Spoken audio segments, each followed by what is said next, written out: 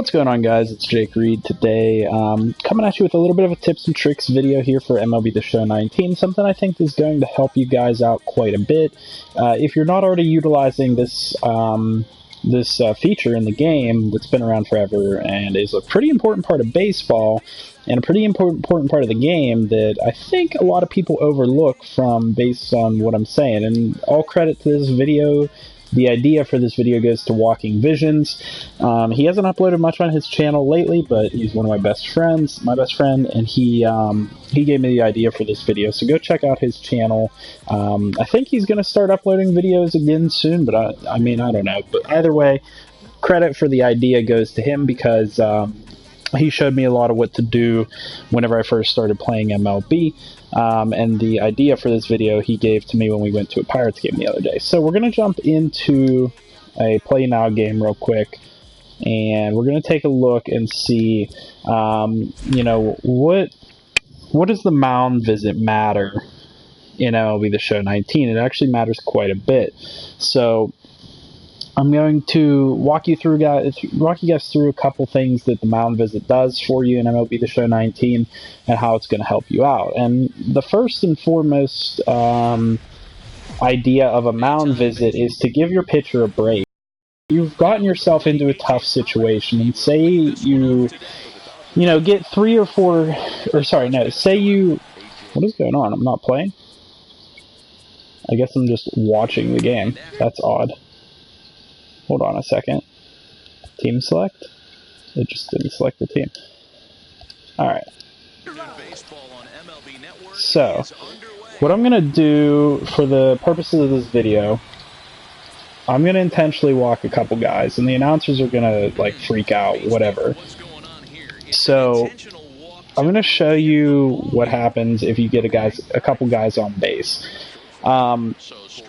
It's not going to be an effect that you would normally think, because we're just intentionally walking the guys, so there's not going to make the big impact difference that it normally would. But if you go ahead and do a mound visit, say I step off the mound here real quick, and say I am in a situation where, I got one out or no outs, and I've walked a couple batters, and your pitcher's really starting to lose confidence. He's starting to lose sight of the zone. So what you do as a manager is you go ahead and call a mound visit. And what that's going to do is that's going to automatically regain the confidence of the pitcher.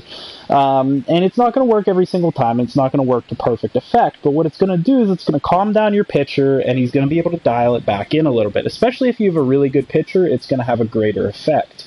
Now, the importance of that is that allows you in tough situations to be able to go back out here and start throwing strikes again whenever you're in the middle of a tough situation. And I don't think a lot of people realize that, is that when you're having a tough situation on the mound, maybe you just gave up a couple home runs or something like that, you don't automatically have to turn to a relief pitcher. You can do a mound visit, and it's going to, give that pitcher the little bit of coaching, the little bit of encouragement that they need to continue on and to get their stuff back together. And so that's purpose number one of a mound visit. Purpose number one of a mound visit is to give that pitcher a bit of a break. Now, purpose number two of a mound visit that a lot of people don't realize is twofold with your relief pitchers. Number one, the purpose of the mound visit is if you're going to do a visit with your pitcher and you're going to say, try and get your guy to keep going in the game. Well, what you'll want to do is you'll want to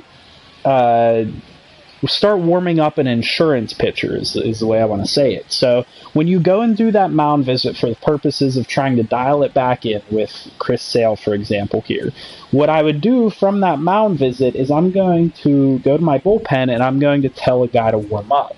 And at the very least, what that's going to do is if my guy isn't able to turn it around, I'm going to be able to bring in a guy that's warm in order to bring him into the game and try and save the situation.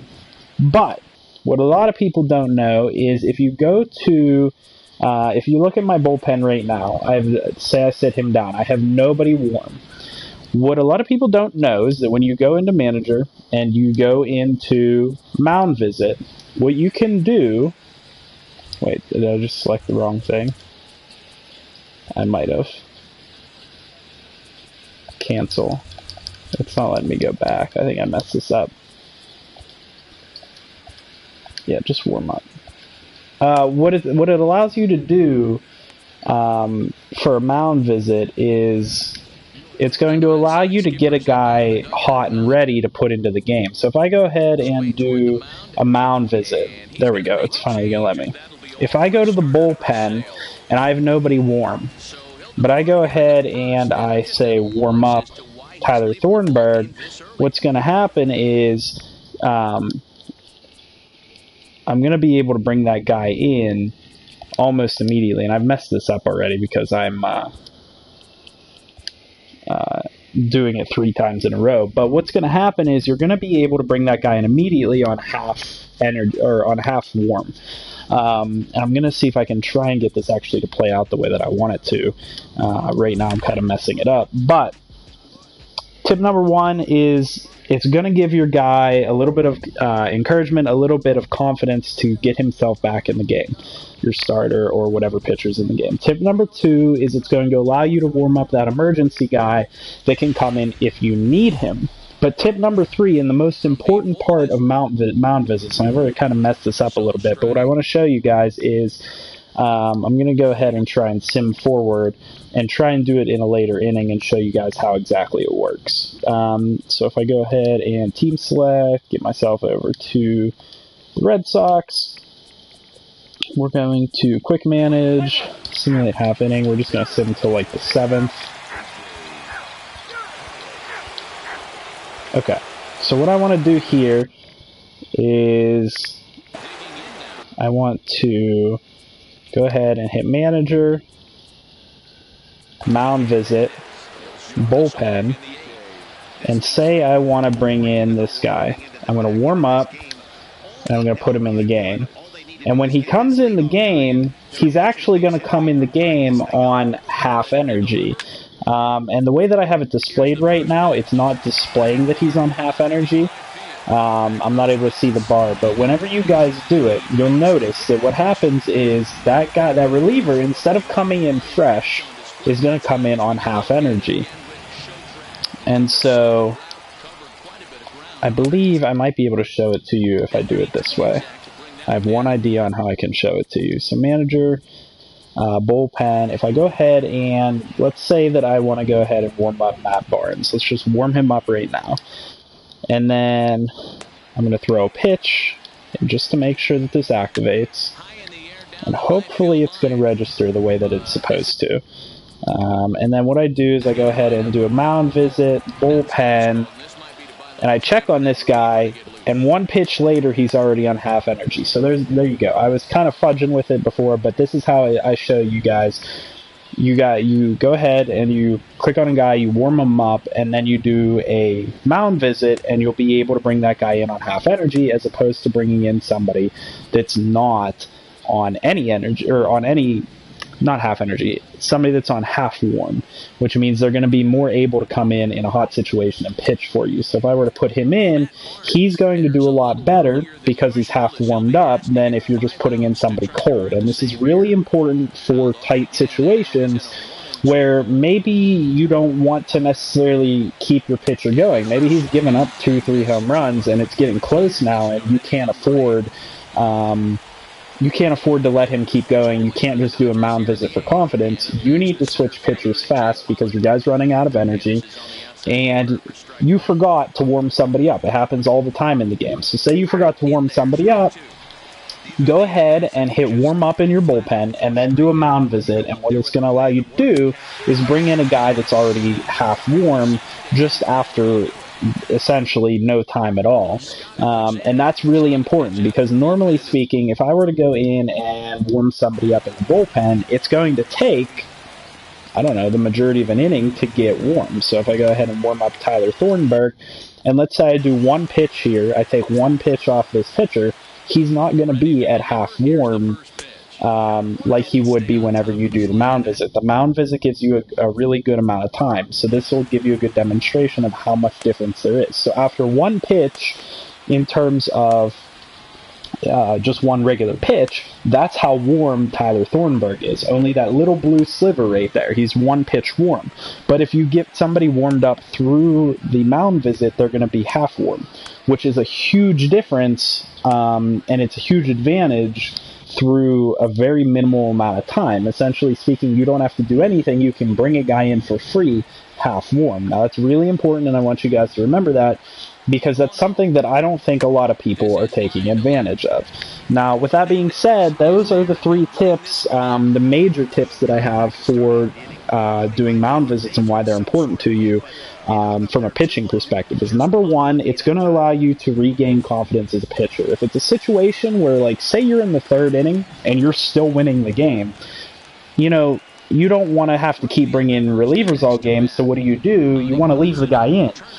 But your best bet is to go ahead and give him a little mound visit to try and regain a little confidence, and then you can try and let him to recollect himself after that, and that's okay.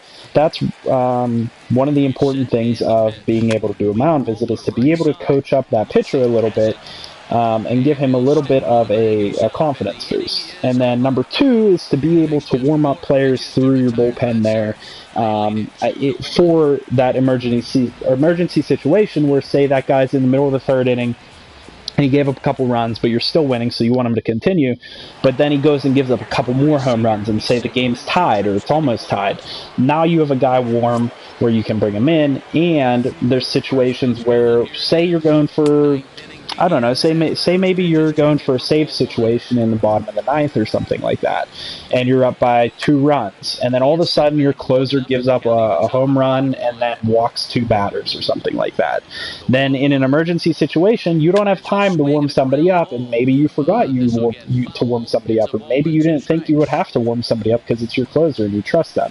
What you can then go ahead and do is you can give a mound visit on a guy by warming them up, and it's going to allow you to bring a guy in that's half hot, and then it's going to let you pitch pretty well with that guy. You're a lot more consistent with your pitches whenever you bring in a pitcher warm, and that's, I would hope, something that everybody understands, that if I were to go to my bullpen here, if I were to bring in Ryan Brazier, who is not warmed up in the bullpen at all, he's not going to perform well, and he's not going to pitch consistently in comparison to Tyler Thornburg, who is now fully warmed up in the bullpen. He's going to come in and pitch to his full potential. So I want you guys to remember that, and if you know that principle, then you know why being able to warm up a guy on the fly like that is really advantageous to you, especially if you play a lot of games. You'll realize that, through the course of it all, you're going to forget from time to time to warm up a pitcher, and maybe you change your mind at the last minute. Maybe the situation changes and you want somebody different than you were planning to warm up in the beginning. That's something really important to think about. Situations change all the time in baseball, and situations change all the time when you're playing MLB The Show 19.